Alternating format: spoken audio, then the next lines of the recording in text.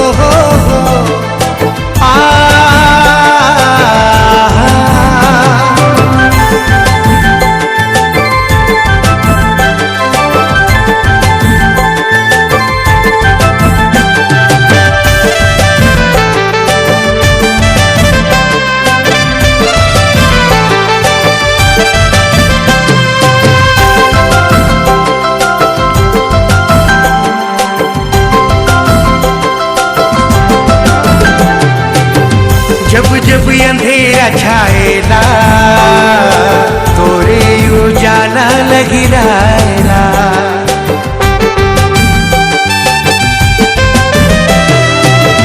जब जब अंधेरा छाएला तोरे उजाला लहराएला।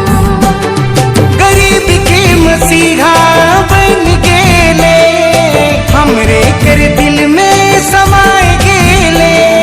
गरीब के मसीहा बन गेले हमरे कर दिल में समाए गेले। तोरे बलिदान सारा झारखंड गावे रे। हे वीर सा हे धरती आबा रौर कहानी अमर रही रे। हे वीर सा हे धरती आबा रौर कहानी अमर रही रे।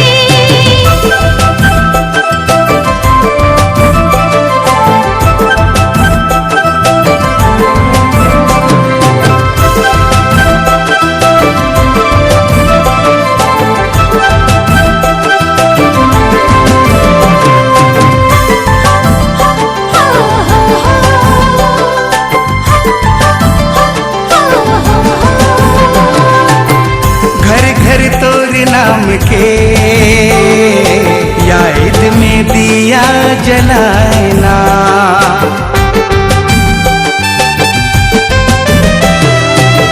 घर घर तोर नाम के याद में दिया जलाना। हे धरती आबा रौर गाथा युवा पीढ़ी के बताए देव रे। हे धरती आबा रौर गाथा युवा पीढ़ी के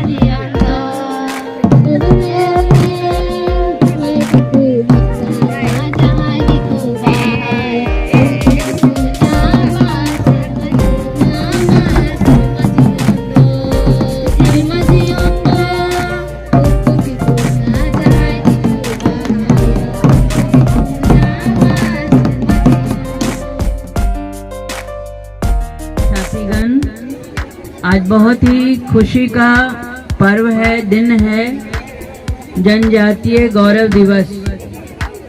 जनजाति ही भारत की पहचान है, इसे हमें कभी नहीं भूलना चाहिए। दे आर पायनियर्स, पायनियर हैं। और हम लोग मना रहे हैं भगवान बिरसा मुंडा का जन्मदिन हर्षोल्लास के साथ।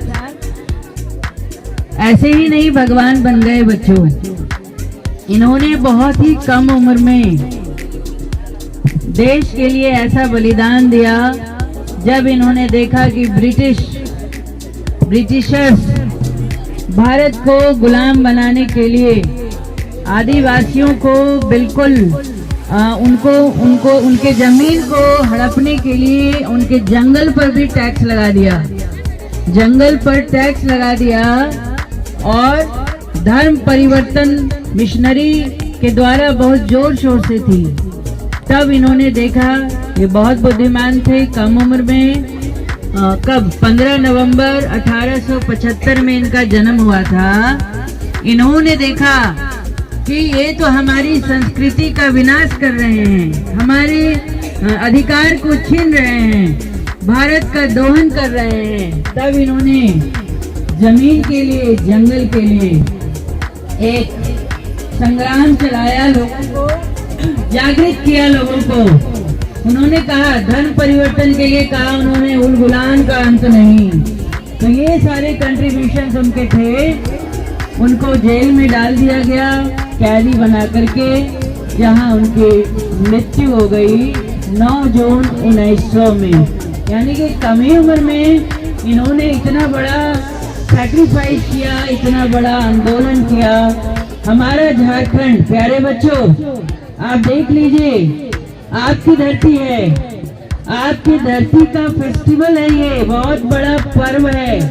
और मैं सबसे पहले तो दुआ दूंगी, ब्लेसिंग्स दूंगी अपने बच्चे को, गोवर्धन मंडल को, जिसने बहुत सुंदर प्रतिमा बनाई इसी कैंपस में रह करके। और इस प्रतिमा को हम लोगों ने यहाँ पर लगाया, उसने ही लगाया। और एक बहुत बड़ी श्रद्धा उसने नवोदय विद्यालय समिति के लिए अर्पित की है। मैं उसे हृदय से बहुत सारा आशीर्वाद देती हूँ कि वो एशिया वर्ल्ड फेम का आर्टिस्ट बने और बहुत जल्दी अपना परचम लहराए। और साथ में आप देखिए कि यहाँ जो बच्चे हैं, उन्होंने आदिवासी नृत्य इतना सुंदर प्रस्तुत किया कि मन को मोहने वाला था। प्यारे बच्चों, मैं आपको बताना चाहूंगी कि मैं बिहार की बेटी हूँ, लेकिन झारखंड मेरा कर्म स्थल है और यही मेरी पहचान है।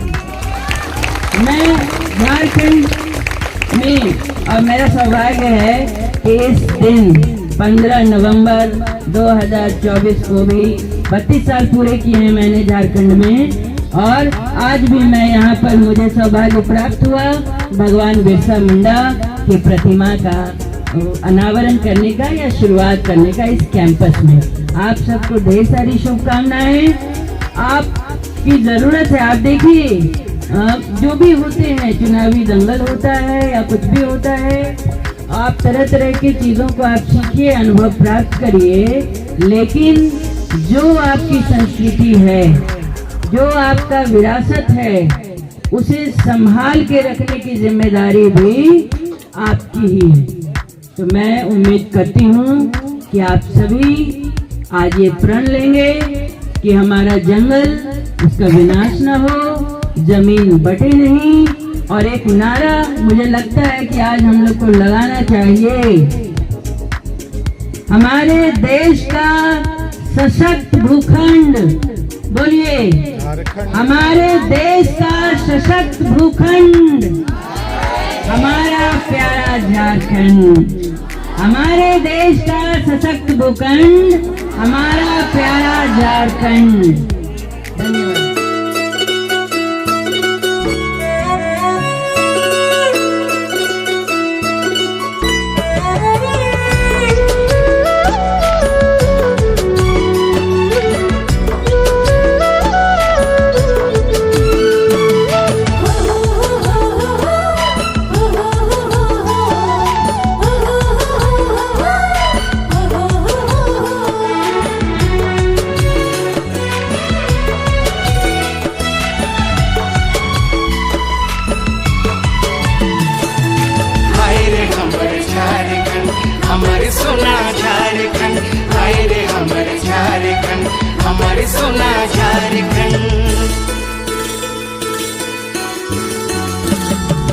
नदी झरना बहेला कल कल कल, चैरो कोना हरा भरा खेती लहराए।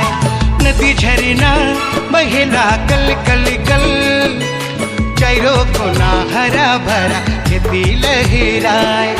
चरे चुन गुन चेरे बेरे करे नल सुहान, कोयल रानी कुहू कुहू गीत के सुनाए। चरे चुन गुन चेरे बेरे करे नल सुहान, कोयल रानी कुहू कुहू गीत के सुनाए। हाय रे हमर झारखंड, हमर सोना झारखंड, हाय रे हमर झारखंड, हमर सोना झारखंड।